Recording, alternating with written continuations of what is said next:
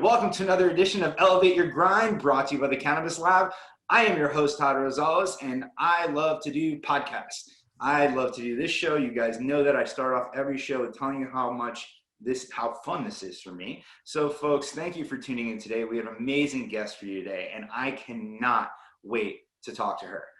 It seems that we're doing a great job of getting some of the top women in cannabis, and I would argue that this is one of the top women in cannabis. We won't go that far. We're not an official publication, so we don't have a ranking, but I listened to her story, and I would equate her to a hero in this business because she's fighting for all the underdogs, and I'm really excited to get into her story. But as always, at first, let me bumble through all the stuff you have to look forward to coming up.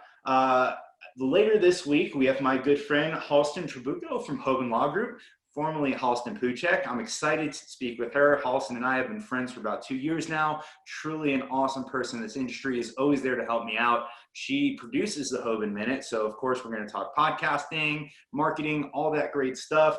Next week, another top woman in cannabis, Jessica Billingsley from Akerna.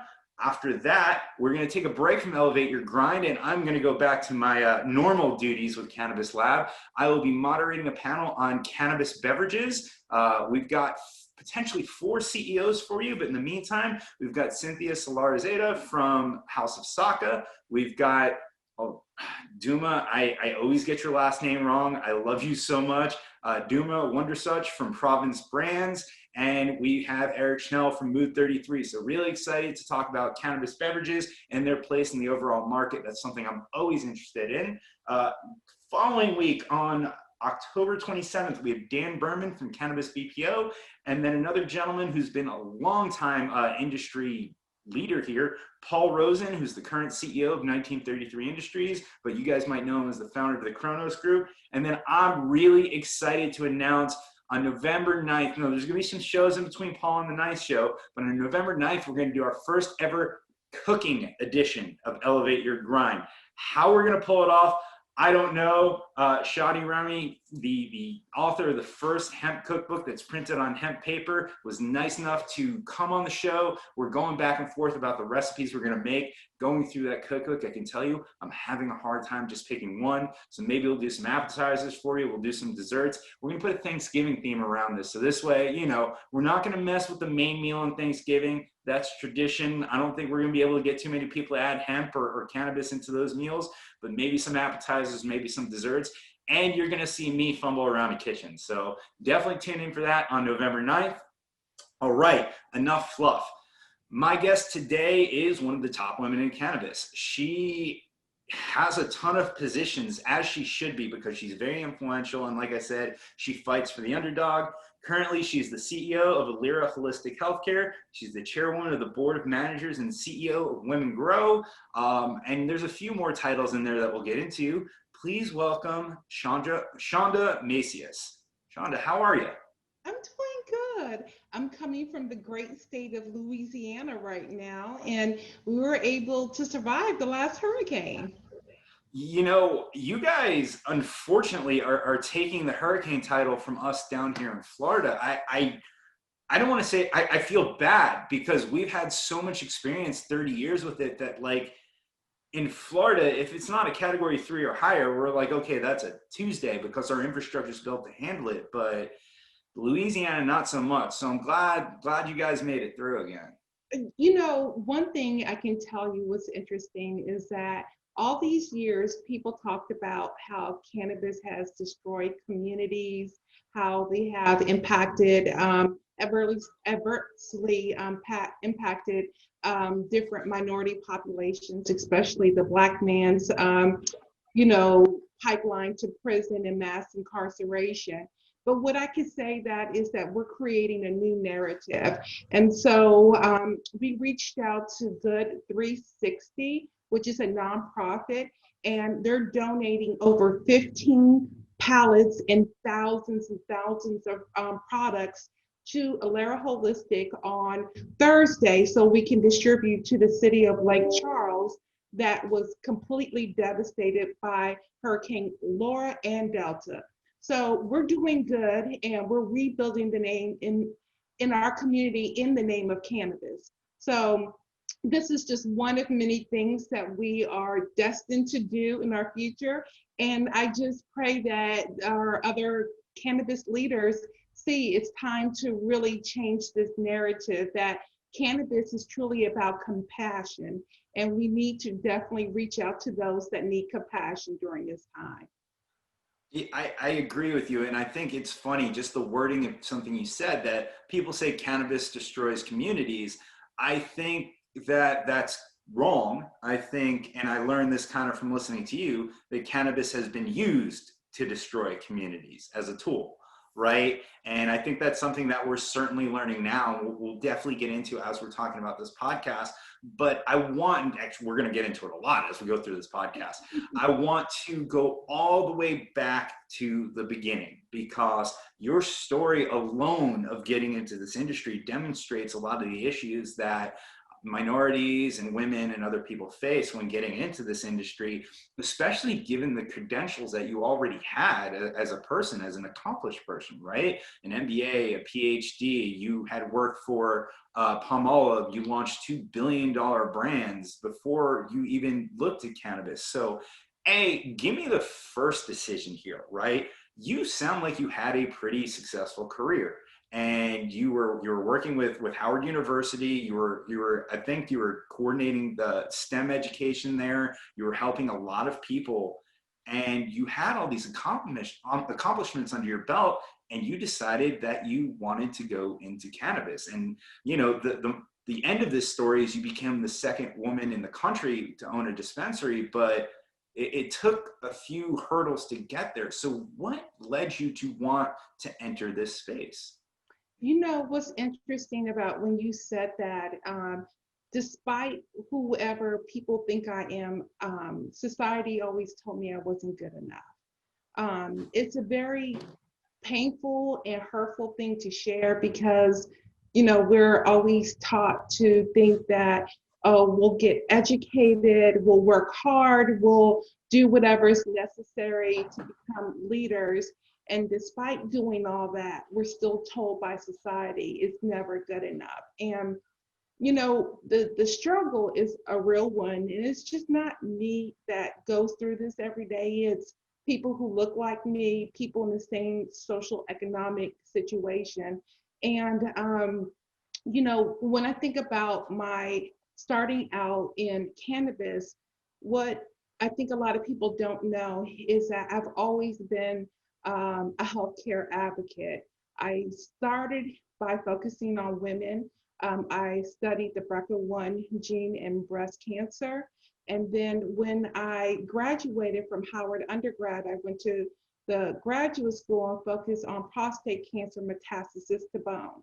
And during these studies, which was very interesting, was that I learned that medical marijuana did have medicinal benefits to helping cancer patients. And so I went to my leadership at Howard University, my advisors, and asked them, could I have this conversation around cannabis? And they explained to me, if you want to have this conversation, just know that it comes with incarceration, and we can't support that here. So with that, I always knew that it had a place in natural medicine, but I was denied that right, which to study it, which I'm so grateful later on in my story, I was able to circle back with. But instead, I went in my career path, constantly trying to find where my place is. I was recruited from Colgate Palmolive Company in my third year of graduate school. So they were pushing me to graduate and to go to New Jersey, which I did. And that's where I launched with our teams $2 billion products, have about 10 world patents, 3 US patents, tons of scientific compilations, journals, etc. And Colgate Palmolive was gracious enough to fast track me for my MBA, and I received it in supply chain management, and graduated, did very well. And then the opportunity opened up. The opportunity said, basically in Washington, D.C., that there were licenses available. and for a medical marijuana dispensary. And I said to myself, I have to go for this. And Okay. I sat down for over 4 months and 20 pounds, and I wrote my application for a medical marijuana dispensary. Now, one thing I need to say is that my education did precede me. I had wrote a dissertation. I had written plenty of grants. Today, I've written over 10 million in NIH grants, NSF, and Department of Energy grants. So for me, writing a proposal wasn't an issue. It was more about the finances. How do I Yeah. finance this? Also, how to do it. You have to understand from my perspective, when I jumped into the market, it was only 10 states legalized. So right now, I've seen an evolution of the cannabis market threefold, and it's night and day to what it used to be. But when I actually was awarded the license, it didn't come easy. The struggle was that I had to find real estate. I had to pay for real estate, and being a mother of four and paying my mortgage each month and having to balance that out and pay mortgage for medical marijuana application and the real estate in DuPont Circle, Washington, D.C., I had to decide which one I was going to pay. And, And and so if you don't mind me interjecting, you had to acquire this real estate not knowing whether or not you were going to get the license. So it was kind of like, okay, well, we have to get this building. And then what happens if we don't get the license? So that's a huge risk in itself that you're taking. it's a huge risk in itself, knowing that you have to hold the location, but it's the risk of also being judged by your family members, your peers, your community saying, why would you put your family security, financial security at risk and be so careless about this? And I didn't have a choice. No one would invest in me. And I couldn't understand why. I was highly educated. Most rooms that I enter in today, I am still the most educated, and yet and still it's hard for me to find the necessary opportunities to be successful. I've entered rooms where I have worked and I have a vast amount of experience, and yet and still, because I'm a woman, I'm a minority, the doors continue to close. And so when I thought about who was going to invest in me, if I didn't do it myself, I would be exactly in the same place that I started out with. And so I have an amazing husband that supported my vision. Um, he stood the fire with me, and we, in retrospect, we were able, with the gamble, we were able to win the license, but I did lose my home. I Oh, couldn't no. afford both of them, and it was tough. My kids were raised there. Yeah, it was really hard, but I just knew that if God gave me the opportunity to do this, I would do it right. I would do responsible for the patient. I would focus on healthcare needs and benefits. But what's most important also is that while I'm doing good, I could then start to look at vulnerable populations that were adversely affected. And I'm not just talking about social justice reform, even though mass incarceration is the byproduct of it. I'm thinking about the veteran population that have been denied access to medical marijuana and some of the healing benefits of it. I think about the parents that had to treat their children with medicine from the illicit market that they don't know if it's tested or even would pass any type of testing. I, thought about what it looked like day to day for the people that I fought to be a part of in my cancer research and giving them safe, efficacious, and affordable products. And that's what propelled me, holding on to that truth. And I'm so grateful that I believed in myself, even though it was hard to, when so many people are around you that tell you that you're not worthy, that, you're not good enough. And, sometimes that kind of clicks and resonates with you, even if you're in a better position. Again, I knew who I was, but it was hard still being able to come out and live my truth. So that's why I do what I do. That's why I continue to share this message, because I know so many women, and I know so many minorities out there. I'm an African American woman of Latino descent that have the education and the experience and have the influence to do so much more in this industry. And I would have begged at the fact to have someone say, I'm here to help you. I'm here to partner with you and work with you. And, truthfully, that's where I joined the intersection of Women Grow. Um, and Women Grow is the largest networking opportunity for women in the cannabis and hemp industry. And they've been established since 2014. And in 2015, when I entered, I had no one that was willing to mentor me in the industry. And when I say mentorship, where to get a bank account, what software is preferred, who will talk to me, anyone who could give me guidance. And there was a local chapter in Washington, D.C. And I walked in and they said, oh, we have people in Portland, Oregon that will give you all the answers. And that's where I started to find what I call my tribe.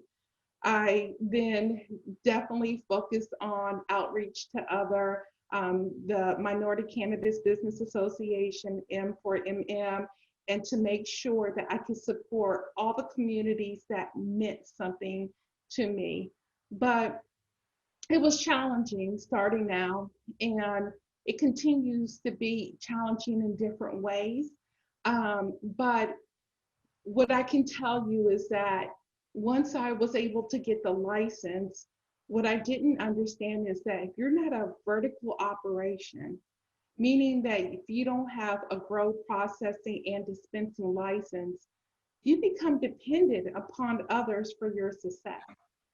And I was faced with that when I met one of my growers, and no one would sell their products to me. Out of the 9 at the time in Washington, D.C., I was able to get one Black grower to give me 2 ounces of Buffalo Soldier.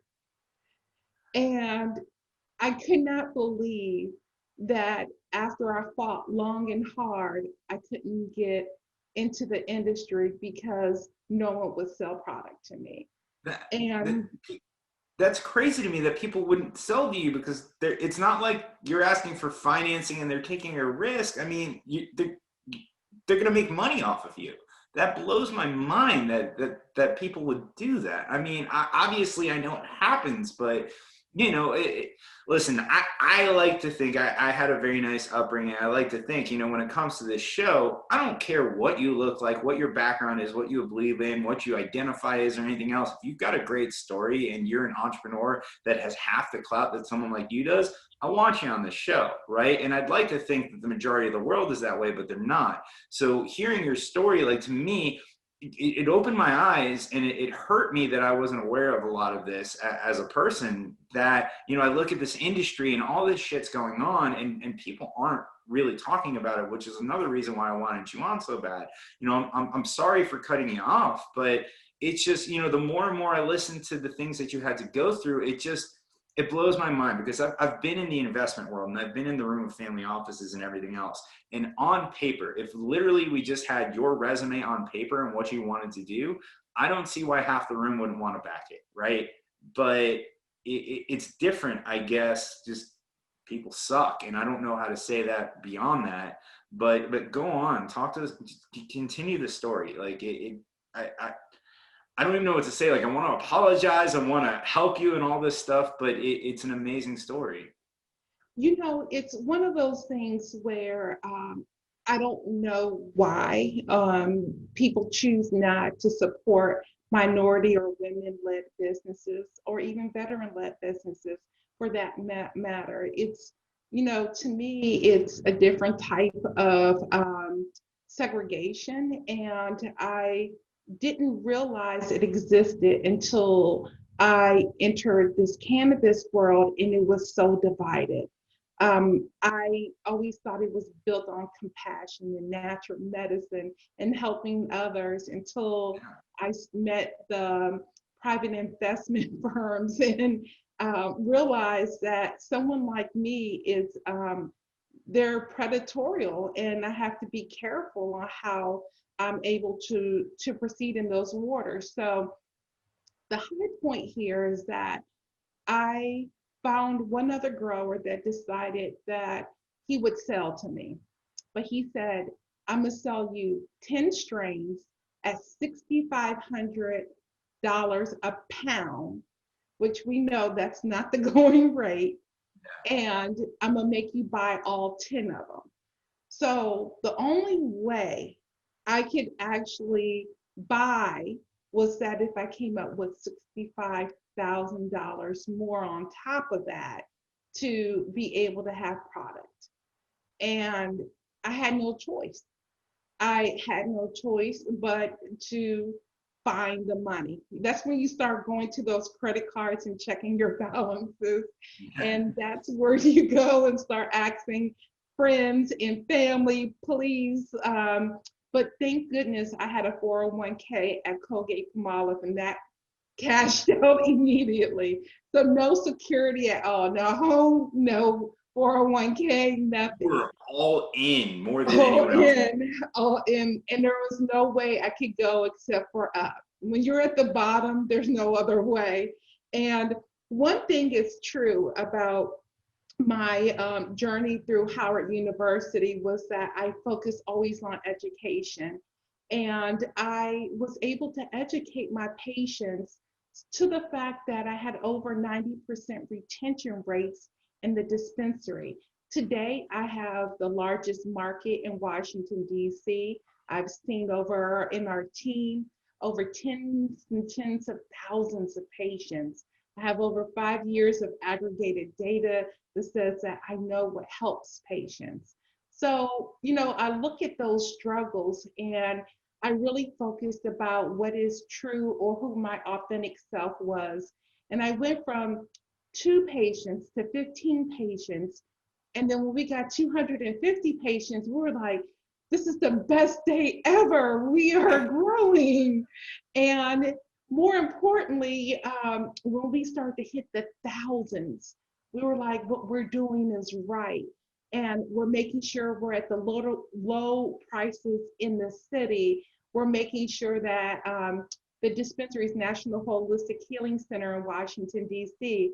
The next thing we did is I'm changing the laws. I want to give all states reciprocity in Washington, D.C. We changed the law. People who come to D.C. with a medical marijuana card can now buy medicine there. They don't have to illegally. Oh, yes. Can I buy it with a Florida license? Yes, that's one of our biggest customers. I am going to add DC to the list of places that I will vacation now. Do you understand the purpose of that? It gives you access, and it's legal access. We don't have to go to the illicit market. And this is what it's about, safe access to our patients. And this is what I continue to fight for every day. And so when I was able to operate and to pull through that struggle, and then to help other women like myself or other minorities, what I realized is that I think that I'm out there sharing my story because it's showing an example to others. But what I realized is that when I meet individuals after I shared that story, it's supporting me. It really comes back to the necessary support I need from my community to keep me going. And I wouldn't be able to continue to do what I'm doing without their support. Um, it's hard.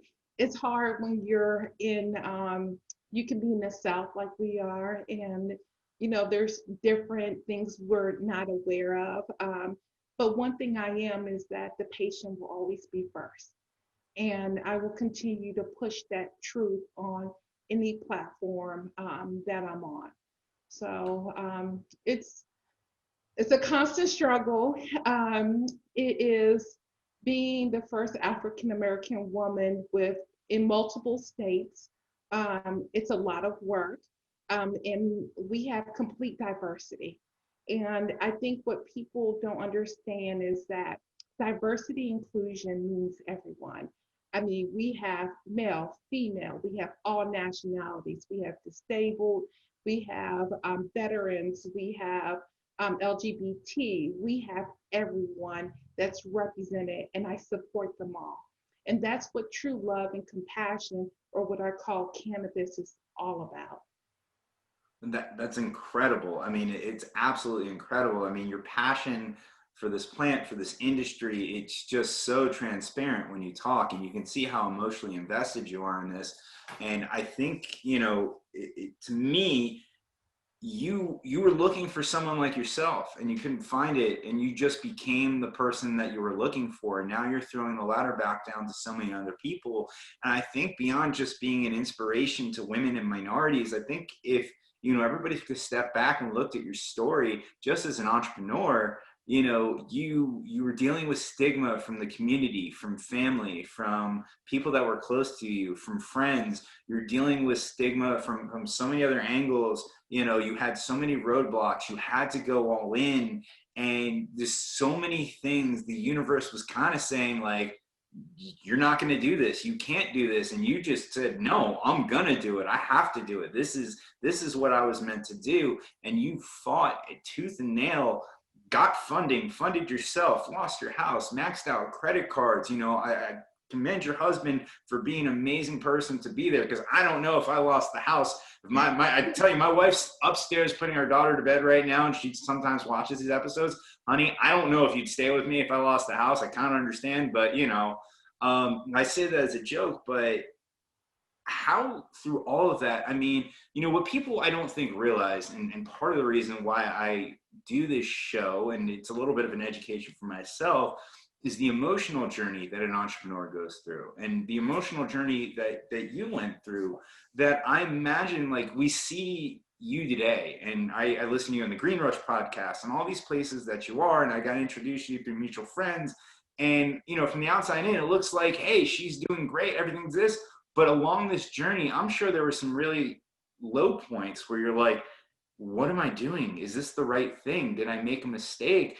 Where do you dig deep? And I'm sorry for going so deep here, because I'm just really interested as someone who wants to be an entrepreneur.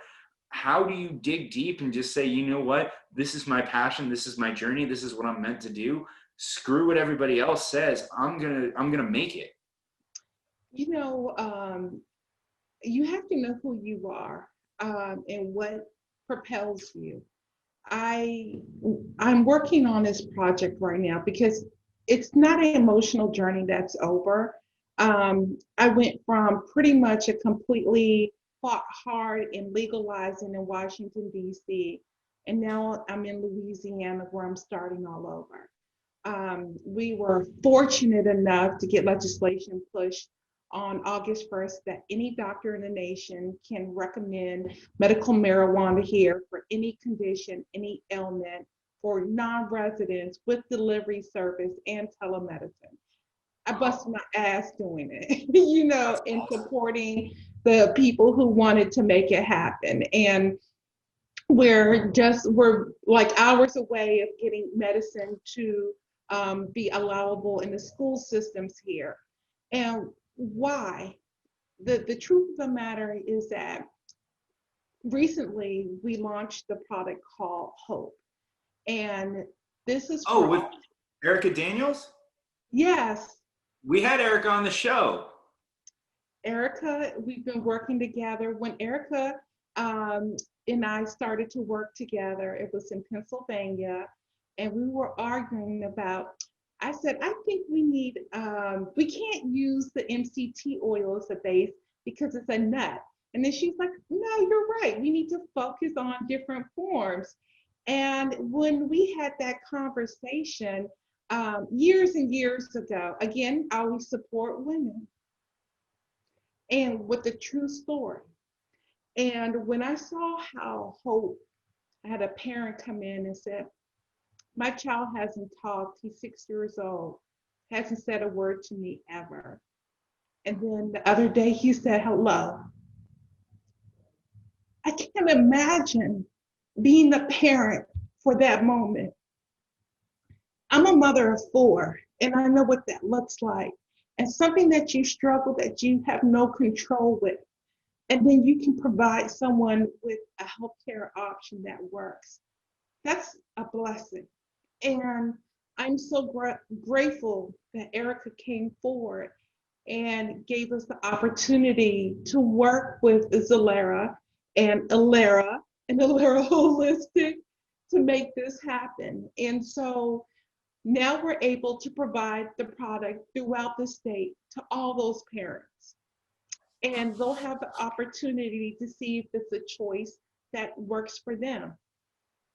When I was working with Women Grow in our leadership conference, we would have parents come there and they would talk about their refugees from their states because their states hadn't legalized, and that they've had to move to Denver in California so that, in fact, they can give their child a health care option there.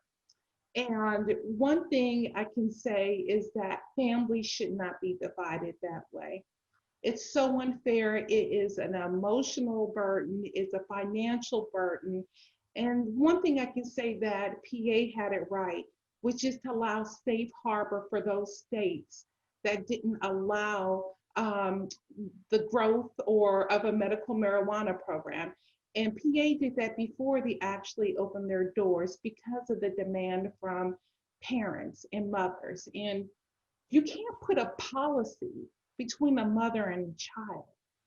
If a parent feels that they can help their child, they're going to do it by all means. Right. And so, again, the passion is a real passion, and it's stimulated by all the amazing patients that tell you these stories about how it works. And I say stories because if I were to say it was research or something where I'm tracking, it's illegal, which doesn't make sense. We should be able to research it here in the United States and not feel like we're doing something wrong when we've seen so many patients with so many different qualities of life that has been improved from this medicine. Let me ask you a quick question, because I agree with you. You know, when I first got into cannabis, I was just someone who used it to disconnect, a recreational user, if you will. As I got older, as I got into the industry, I saw what I like to say, the brighter side of this industry, and meeting people like you and Erica and Dr. Dare and everybody else, and learning about the true medical side of this and hearing these stories about parents helping kids and parents themselves and different patients. I can't tell you how many times somebody has gone on this show, and the reason that they got into the cannabis industry is because a family member of theirs was going through a rough time, and cannabis was either the solution that helped them or at least made it better until the end, right? And you hear so many of these stories, and you and I hear them all the time, but I don't think the general public does. Do you think as an industry that we I don't want to say give up the fight for federal legalization, but at least right now turn our focus towards descheduling, so we have the ability to do the research, collect it, and make the proper argument with research backed, even though who knows if that's going to be considered with given the state of the world right now.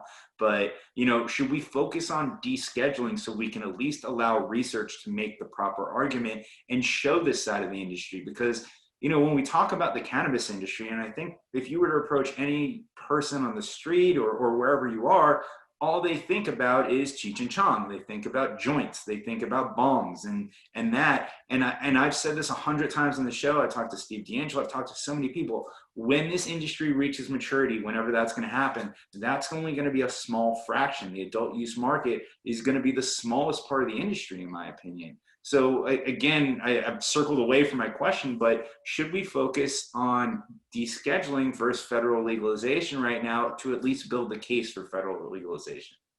You know, I have to back up just a little bit and be who I am, but I know people say a recreational market or recreational use. Recreational use to me is an undiagnosed condition that you don't know what you're treating yourself for, but you're getting the relief that you are seeking because you continue to use the product over and over. And so that's one of the things I have to really dissect with my patients when they come in. Was it anxiety? Was it depression? Because it doesn't have to be a physical ailment, it could be a mental ailment.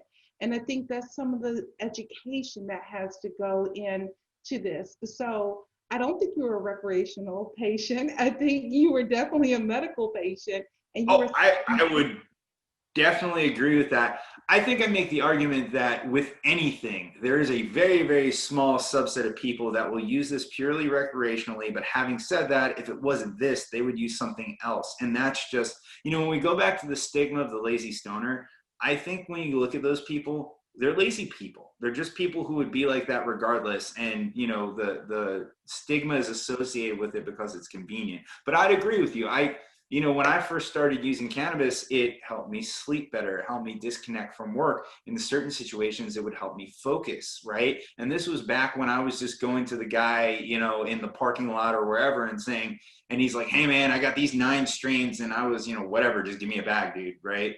So I agree with you. I didn't mean to say that, but I think you're 100% right that the people who are using it recreationally and are not abusing it, yeah, they are undiagnosed medical patients. And I think that when I go to the conversation of descheduling, I love the fact that you know that I'm here for the underdog. And there's consequences to descheduling. Descheduling would not necessarily allow the underdog to participate in social equity. And so what it would allow is big pharmaceutical companies to enter into the marketplace and conduct the research that we're speaking on. Now, what I would love to see is that if there was legislation in place that could deschedule and allow still for social equity amongst minorities, women, and other vulnerable populations with certain partnerships with pharmaceutical companies or other big money companies, that would be more acceptable. But I will tell you that a social equity applicant needs 3 things. They first need the opportunity. And the opportunity usually exists within the states that say that we're going to allow X amount of licenses for minority-owned businesses or women-owned businesses. The other thing is that they need the guidance and the mentorship. Again, like myself, it wasn't enough that I won the license. It wasn't enough that I had that piece of paper. I needed to know what to do with that piece of paper. And I needed to know how to run the operations. And a lot of these skill sets still have to evolve within that social equity community. So mentorship and guidance are so important. I think about reaching out to all these accountants who have focused on the 280E. They need to pair up with the social equity person to be there for them for that mentorship and guidance, and even part of their team.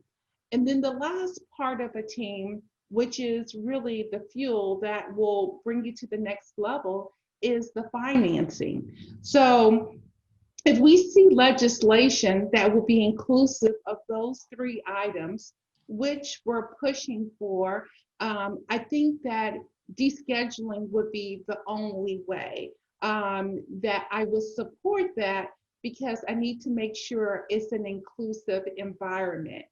And It's not enough to talk about it. As you said previously, I'm with the National Cannabis Roundtable in Washington, D.C. I'm the first vice chair. I fight for our rights in the cannabis industry every day. And right now, before us is safe banking. And some people will say, well, Safe Banking Act is about access of our private equity firms to be able to enter into the industry with their protections.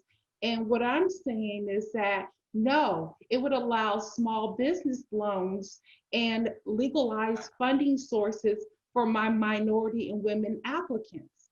So for me, I need to find a way that I can create a pipeline so when you do have a social equity license, that you have the mentorship and the money to be successful.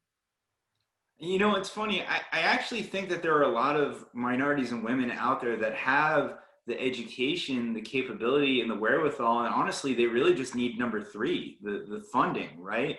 And to your point, it's because in all these states, the barrier to entry is absolutely ridiculous to get into this industry. And there's no guarantees. Like you said, you had to have real estate. Plus, there's a licensing fee associated with it or an application fee associated. I was looking when Florida passed medical marijuana down here. I was very tied into the nursery industry down here. My dad spent some time in there, and I'm like, this is my time. This is my ticket. It's a $60,000 application fee. I come from a pretty middle of the road background, but I can tell you, I'm not getting a loan from my parents or anybody in my family for 60 grand just to apply for a license. Considering they only gave out 14 licenses the first go round, wasn't going to happen, right? And I imagine there's a lot of people who are smarter than me, more qualified than I am, and have less access to that funding, right? And then fast forward now, you want to buy a Florida license on the secondary market, $35 million to open your doors. I mean, I don't have an MBA, but I imagine they would teach you not to start $35 million in a hole before you have a single business expense. So, I agree with you, and thank you for educating me on the descheduling thing, because it was just an idea I had in the back of my head, done no research on it, and you opened my eyes around, yes, this is a possible way that the pharmaceutical companies can come in and take this industry away from the people who are trying to make it the way that it should be. So, that's why I do have these conversations, because I have this wild idea that like, oh, this sounds great in my head. And then you're like, nope, it's not. And it sounds good, but here's the reason why. So thank you for that. Talk about safe banking and keeping, I agree with you. I learned through the course of doing this show that when we say they don't have access to the banking system, it's things like not being able to get a mortgage on a dispensary location or the SBA loans and everything else. And that could truly change this industry. I talk time and time again about how I think 10 years from now, 15 years from now, the amount of case studies that are going to come from the cannabis space because of all the restrictions placed on these entrepreneurs it's going to be infinite, right? So I'm really excited for that to happen. What are some of the other restrictions you think need to be changed to make this industry the way it should be? Because I have this kind of weird idea in my head that this industry being what it is, that we have the opportunity to make it somewhat of a model industry that other industries should look at and be like, we need to be more like them, more inclusive, more accepting, because you're right, the theory of cannabis that is natural, holistic, welcoming, accepting, but maybe it's not being put into practice. It's so true. And the barriers are unbelievable. I think when people jump into the industry, they don't understand the roadblocks. You can't be on social media and sponsor your ads. Even if you're in CBD, you can't have commercials, you can't advertise. I think about going back to banking, safe banking. My patients have to use cash. I mean, this is 2020. Who uses cash anymore? Even in the midst of COVID-19, they don't want us using that. And we're forced. We're in a closed industry. We need access to banking in terms of credit card, debit cards, so our patients can be safe. I think about even what it looks like that in states that are legalized, there's some jurisdictions that have not decriminalized medical marijuana, and so people are still being convicted for it.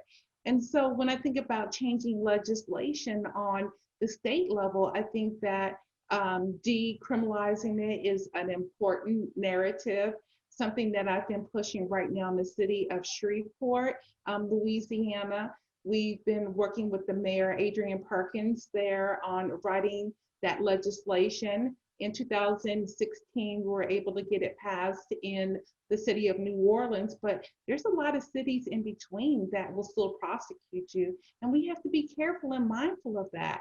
So when you think about open access, it's about truly making sure there's no criminal penalties or incarceration when it comes to that. And then you talk about law enforcement, training, really changing the mindset, making sure that the law enforcers in your community understand that it is legal. It's legal on the state level. There's, the Cole memo that keeps certain protections with the state and federally as well. And there's different ways that with education, we can change the narrative. But I will tell you that some cities are definitely more progressive than others.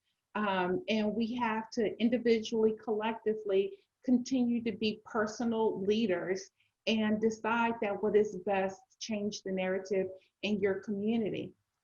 One thing I can tell you about is that if you believe in the medicine, sometimes you don't understand how your word of mouth has an impact on your microenvironment. I just feel like so many people don't want to talk about their success stories, even though they use cannabis. And I think it's time to get that out of the closet and share the fact that this shouldn't be stigmatized, and we should focus on the benefits, the healing that really comes from it. And I think until we continue to change that narrative, we'll continue to get pushback. But you have to remember, pushback is always not what it looks like. Pushback could be from big pharma paying lobbyists to keep us ignorant of the benefits of of medical marijuana. It could be the law enforcers that don't want it in their community to say that let's keep this criminalized because we don't want it here. We want a reason for mass incarceration and to fund private prisons. You always have to find the money trail and who's fighting what for what reasons. Truly, the only reason I'm fighting is I want to give people a chance at life. That's it. It comes with its benefits. And I will say, my whole life purpose, I went to school to be a biomedical researcher. I never wanted to do anything else but to focus on the healthcare industry. And I'm staying true to that. And to date, I've trained thousands of medical doctors, PhDs, and MDs during my time at Howard University as the director of STEM education. And it's been the most gratifying work. I would take students over to Addis Ababa, Ethiopia, or Mali, or Ghana, or Nigeria, and teach them about natural medicines over there. I'm just being true to who I am, and I pray that people can be true to who they are and to share their narrative and the impactful benefits of medical cannabis. It sounds, your life sounds awesome and just so fulfilling. I mean, just getting to have all these great experience and educating people. You have to write a book at some point when not yet, because I feel like there's so much more in your journey that's going to happen. But at some point, I really hope you sit down and write a book and just tell this story from beginning to end and not listen. I know you're on Green Rush for an hour. You've been on this show for an hour and everything else. But I just, your journey should be so inspiring to people, just given your background, given everything that you've done and where you are now. And you talk about that you've always just wanted to focus on healthcare. And I think you're doing that more so now than ever, because who would have thought to be on the cutting edge of healthcare, you would look at an ancient solution, right? People have been using cannabis for thousands upon thousands of years. We put a stigma around it, and you're 100% right.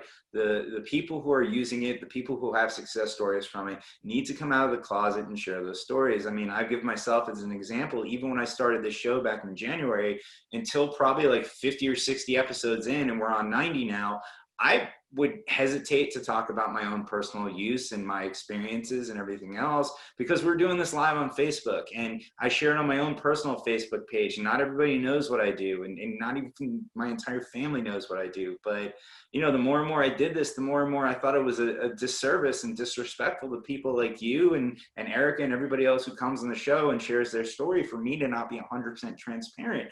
And granted, I'm not Joe Rogan or Howard Stern or someone who has these millions of people audiences, but for the few thousand people that watch this show, I think it's my duty, and, you know, to support the people that are on the show and talk about it. And I hope, you know, if someone like me who's in this little corner of the market can do it, that it inspires people that are bigger than I to do the same, right? And I love hearing I mean, I don't love hearing the stories, because a lot of them are sad and they're very touching, but I love hearing how beneficial that cannabis could be. And you would think that people would be more open-minded about it, given this whole trend now of, you know, plant-based diets and organic food and free range and all this stuff, is everything's going back to stuff in its natural state.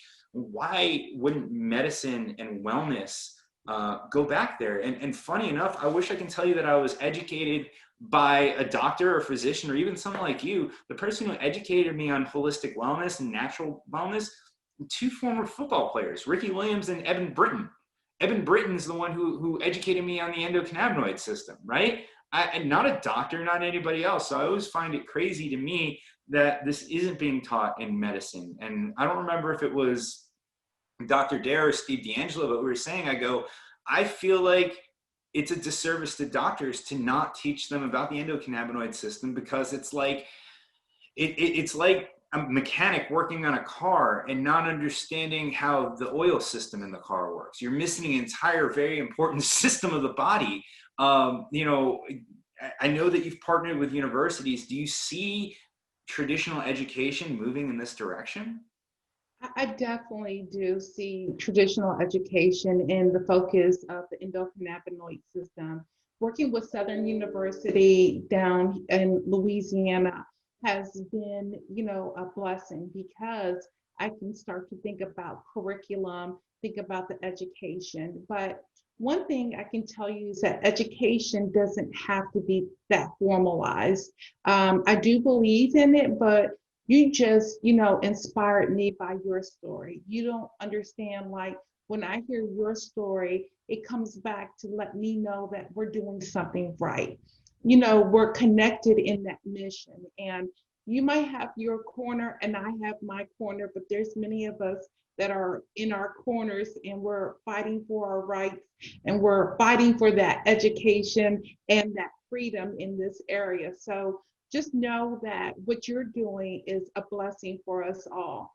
And when I think about formal education in the cannabis industry, there's less than 9 medical schools that actually teach the endocannabinoid system. And what people don't understand is that in our bodies itself, through evolution, we lost the ability to produce endogenous or cannabinoids that are in our body naturally. And so we have to reintroduce them in order to get homeostasis or a balance in life. If you don't, you will see disease in your body. And based on your genetic background, your body, etc., it'll express itself in different ways, whether it's cancer, multiple sclerosis, pain, ALS, Parkinson's. It's because your body's not balanced. It doesn't have the proper cannabinoids to stimulate the endocannabinoid system, which is the biggest system that manages all the rest of them. And so until conventional education can catch up with us in the holistic realm, there's going to always be that gap. And people are going to have to decide that are they going to face their fears of the stigma, or they're going to seek the help that they deserve through medical cannabis options. It's interesting. I want to ask you kind of a selfish question here, and I've asked it of a few guests. You know, you said you're a mother of four. You know, you're obviously a well-educated professional. When you say that you're usually the highest educated person in any room, even though this is a virtual room, yet much more educated, and definitely the highest educated person in this room. You know, I have a daughter who's 1 year old, and eventually I'm going to have the conversation with her and talk about what dad does and what industry dad's in. You know, I'm curious to know, as this is becoming more and more mainstream, how we talk to our children about this, right? Because it's you know, no one had to have that conversation with me. I discovered it on my own. In fact, you know, I was part of the generation where you're told to stay away from it. So, you know, I discovered cannabis on my own. I got into it. I didn't find it till later in life. And I don't know, you know, I hear stories like, yeah, it's okay for you to use, but maybe you should wait till you're 18, 20, 22, wait till the brain starts developing. But I know that there are younger kids that can use CBD, so maybe it's this is a conversation that I really need to educate myself on to eventually have. So instead of doing the work myself, I'm just going to ask you. You know, it's very interesting because I had this conversation. So I have kids at every spectrum. I have a 31-year-old, I have a 24-year-old, I have a 20-year-old, and I have a 10-year-old. Yet God played a nice joke on me with the 10-year-old. I thought I was done, but I'm not.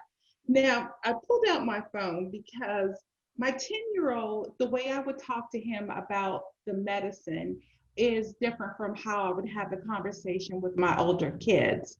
And I talk about healthcare.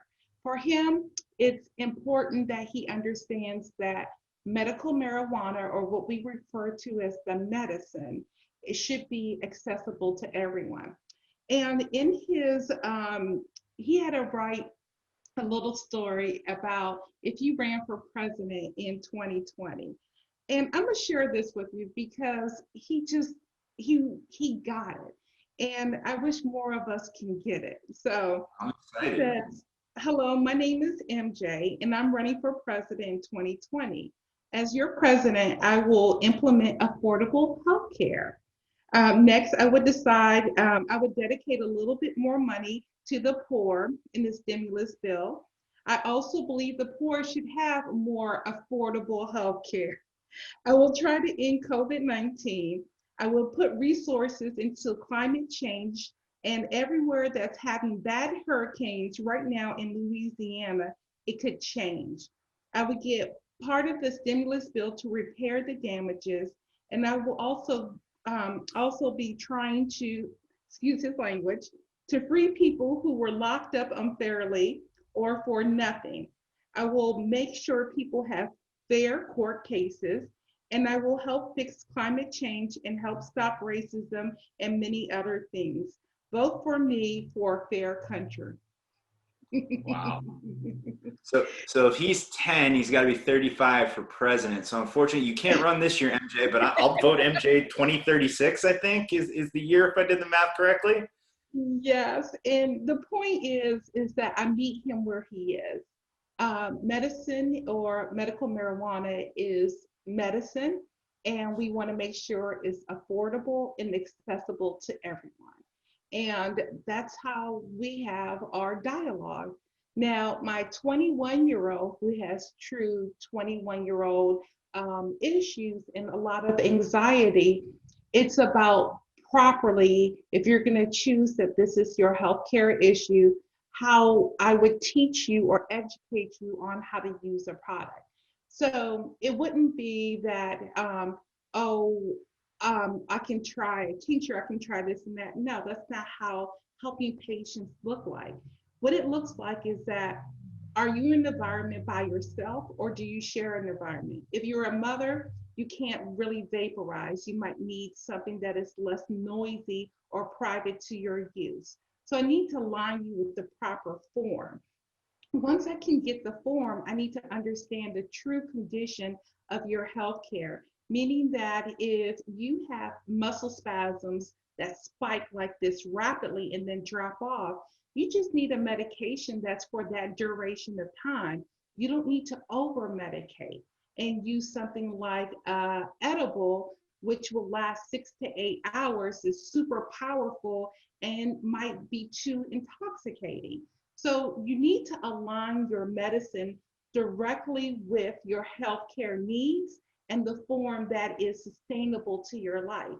So my mothers that have terrible anxiety, they might take the tincture, which is the oral drops, and put a little bit in their water bottles, shake it up, and sip on it during the course of the day, and enjoy their child's soccer practice and don't have anxiety there. And that's how you properly learn how to microdose or dose and align the medicine to your lifestyle.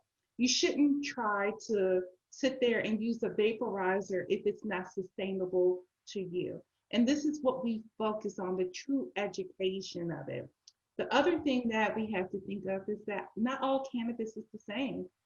There's different strains of cannabis that will align with specific conditions.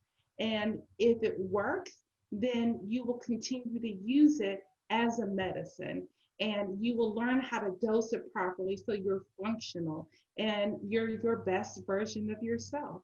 And that's what we're here for. Well, thank you for that. That is actually extremely helpful and extremely educational. And I can't believe that we've been talking for over an hour already.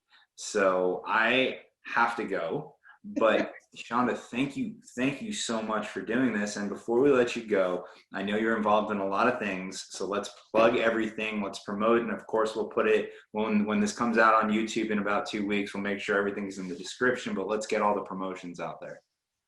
Well, the truth of the matter is that this promotion is about having everyone out there to hear the story and know that you're enough.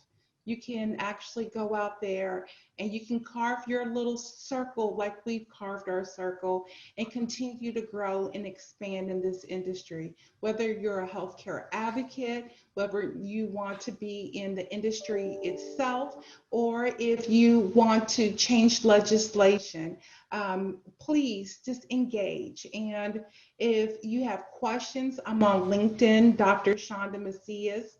But I would say if you're a woman, Women Grow is great, womengrow.com. I have interfaced with different minority cannabis business association, as well as M4MM. Those are great resources for you. We love Ross. We love Ross. We love Ross. And so again, if there's any way I can help, just feel free to reach out to me on LinkedIn. But truly, the plug is about you. It's your turn. And, you know, put aside your fears, like I've had to do myself. Put on your big girl draws and change the world. Thank you so much.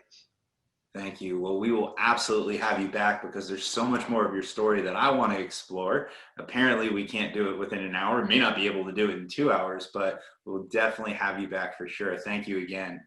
Thank you. And thank you, everybody at home. This has been another episode of Elevate Your Grind. Tune in Thursday. We're going to be at 7 p.m. Right here, facebook.com/Canna Business Group. Of course, if you want to see the entire library of shows, you can go to youtube.com/Elevate Your Grind. And we will see you Thursday, folks.